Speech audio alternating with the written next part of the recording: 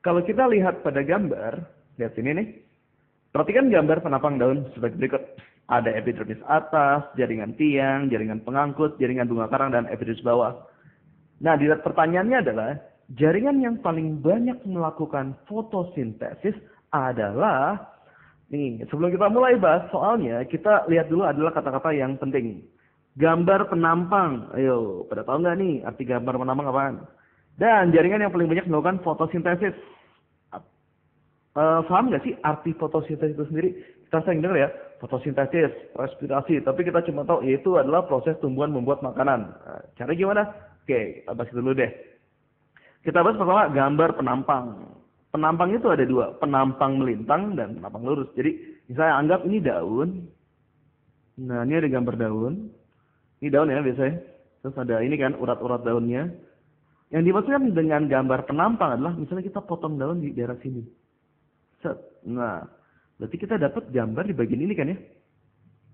Nah, gambar inilah yang akan jadi gambar penampang melintang daun seperti ini.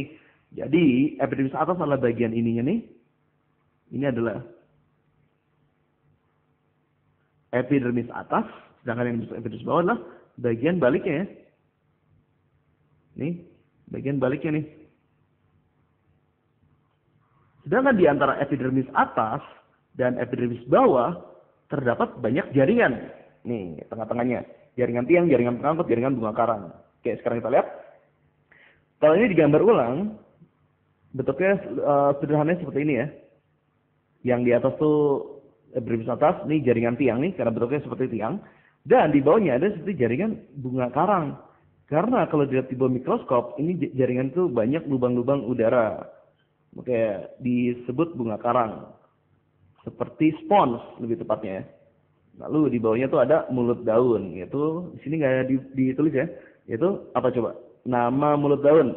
Ayo, ini dulu deh. Mulut daun namanya apa? Depannya S. Huruf kedua T. Stomata langsung aja. Oke, ini adalah epidermis atas. Ini adalah yang tadi bilang epidermis bawah. Sedangkan bagian tengah itu bahasa latinnya adalah meso. Meso, sedangkan daun adalah philo. Nih, kalian kita belajar bahasa latin dikit-dikit ya. Philo itu adalah artinya daun. Mesofil, bagian tengah daun artinya. Mesofil kebagi menjadi jaringan tiang dan nih yang jarang-jarang jaringan ya, bunga karang. Proses fotosintesis hampir terjadi di semuanya. Fotosintesis itu terjadi, fotosintesis apa sih? Fotosintesis itu mengubah apa? Karbon dioksida, CO2 ditambah, ini dari udara ya, diambil dari udara, terus H2O atau air diambil dari dalam tanah dengan bantuan sinar matahari akan berubah menjadi glukosa atau pati. Ini yang ada di buah-buahan ya. Salah ya, kita bilang gini deh. Pisang, ya udah ada patinya kan. Terus apel, ada pati juga. Ini adalah merupakan glukosanya. Tapi ada juga zat sisanya, yaitu si oksigen yang kita hirup. Oke, berarti kita lihat ini adalah ada bantuan cahaya matahari. Berarti cahaya matahari itu kan selalu kena bagian atas daun ya. Misalnya ini nih. Ini cahaya matahari. Cahaya matahari itu kena si epidermis. Tapi epidermis ini fungsi untuk pelindung. Jadi dia tidak melakukan fotosintesis. Sedangkan si jaringan tiang ini mempunyai banyak apa coba? Sesuatu yang bikin fotosintesis itu ada atau terjadi. Itu zat hijau daun namanya klorofil. Berarti klorofil ada banyak di sini nih, jaringan tiang. Bunga karang ada nggak? Ada juga. Tapi yang paling utama adalah jaringan tiang karena banyak rapat kan. Jaringan tiangnya udah rapat, berarti klorofilnya banyak banget di dalam sini nih.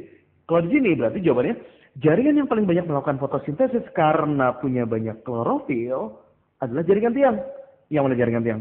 Jawaban nomor 2, yaitu yang B. Oke, selesai. Satu lagi deh.